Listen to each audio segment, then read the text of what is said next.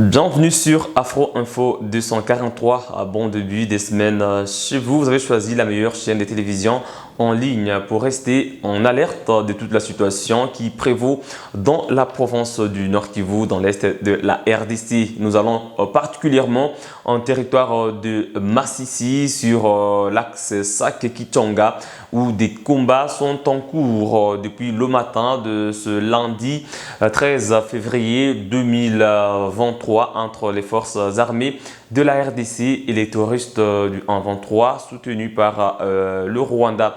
Les combats se déroulent à Kaoussa sur la colline Muyange, axe Sake-Kichanga, où des combats se sont intensifiés le week-end dernier, mais le dimanche, donc hier, une petite accalmie a été observée sur cet axe, mais le combat vient de reprendre encore ce matin. Donc, les forces armées de la RDC sont toujours sur leur garde et déterminées à protéger le territoire national congolais menacé par cette agression d'origine rwandaise, à en croire le gouvernement congolais. Donc le samedi, les combats se sont intensifiés, notamment vers la cité de Mushaki qui reste sous contrôle des forces armées de la RDC, laquelle a été ciblée par les terroristes du 1-23 qui veulent couper le trafic sur la route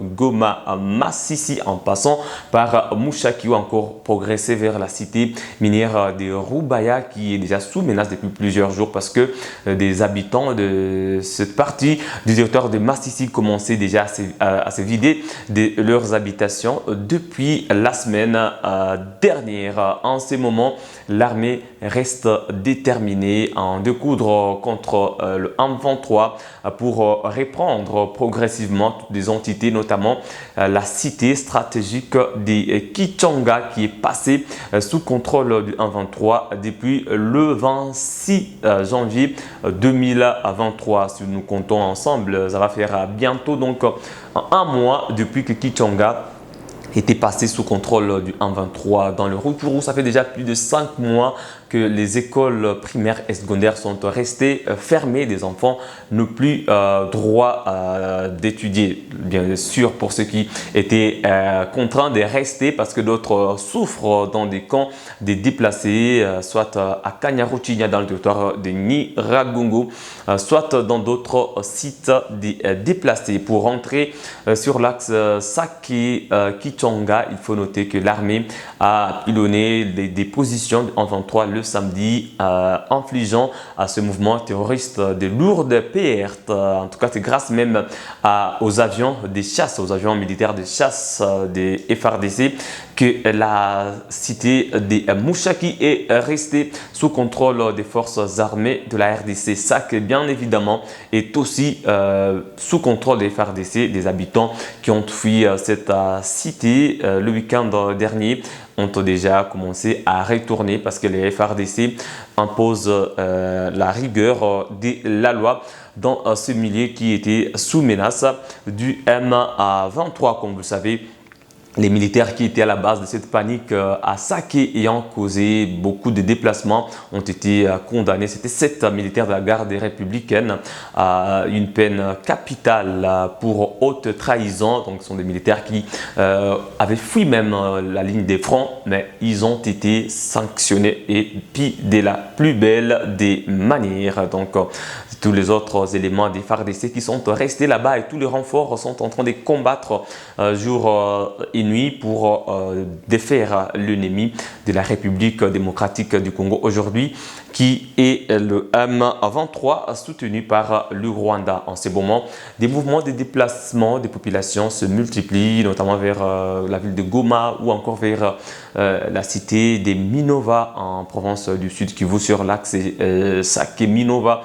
À Chacha notamment, beaucoup des cas des enfants, en tout cas séparés, ont été enregistrés des enfants déplacés, séparés de leurs parents, d'autres très malades qui n'ont pas accès aux soins de santé, vu que beaucoup de structures sanitaires dans la région ne sont pas opérationnelles suite à la dégradation de la situation sécuritaire dans cette partie du territoire de Massissi en province du Nord Kivu. D'autres ne sont pas approvisionnés en médicaments.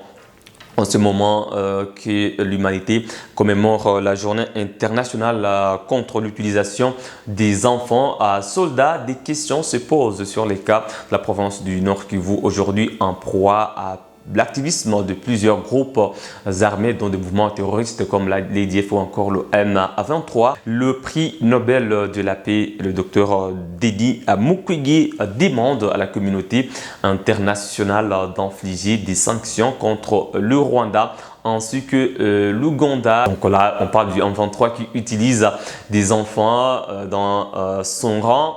Le M23 qui est soutenu par le Rwanda et l'Ouganda, à en croire le docteur Denis Mukwege, qui a demandé des sanctions contre ces deux pays qui soutiennent le M23 qui utilise des enfants dans son rang. Donc, mesdames et messieurs, il faut comprendre que le M23 a été accusé le week-end dernier dans un nouveau rapport d'exécution sommaire, de plusieurs d'ailleurs cas d'exécution sommaire, de meurtre également, des massacres depuis Kishiché en passant par Kichanga et d'autres qui sont restés sous silence.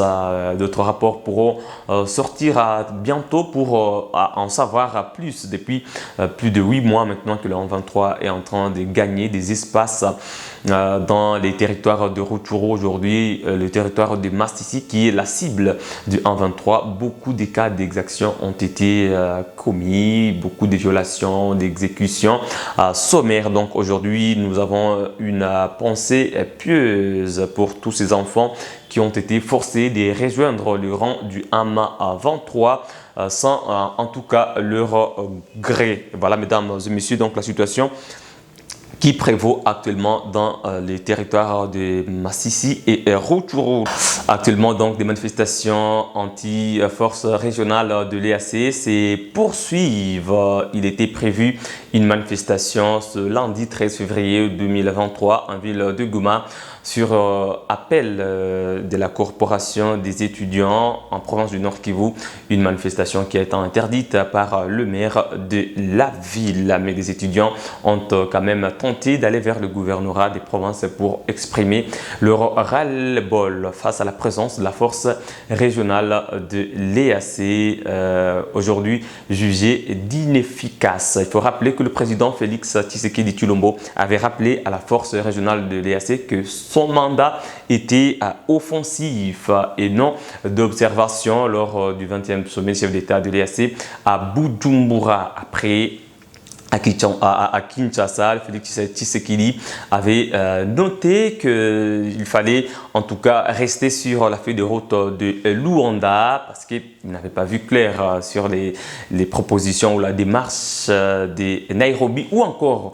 les résolutions de Bujumbura. Donc le gouvernement congolais tient toujours à la feuille de route de Luanda qui avait demandé le retrait du M23, un cessez-le-feu et également jusqu'aujourd'hui le M23 n'a pas respecté un seul des chapitres de cette feuille de route. Donc en ce moment, le gouvernement congolais, alors les forces armées de la République démocratique du Congo, ne font que jouer leur rôle régalien de protéger l'intégrité du territoire national congolais. En ce moment, des appels à manifester donc, se multiplient. Le ras-le-bol s'intensifie au sein de la population locale qui est en train de vivre les affres de cette guerre en accueillant notamment des déplacés qui viennent de l'intérieur de la province, de ces zones-là sous menace, mais aussi en subissant des conséquences économiques, les coûts de vie qui deviennent chers en ville de Goma, tout comme dans ces autres parties en proie à ces atrocités, à ces violences imposées par le M23 soutenu par le Rwanda. Mesdames et messieurs, donc la situation demeure préoccupante. Les affrontements sont en cours en ce moment sur l'axe Sake-Kichanga.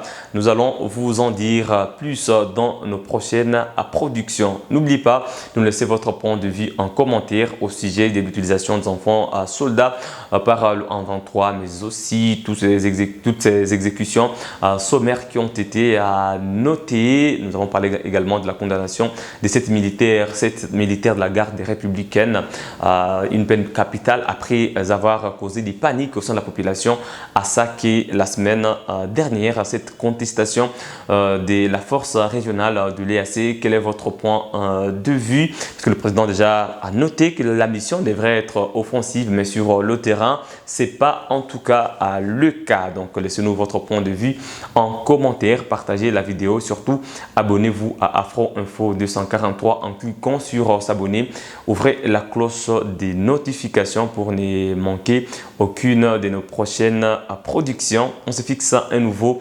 rendez-vous d'actualité. À très bientôt.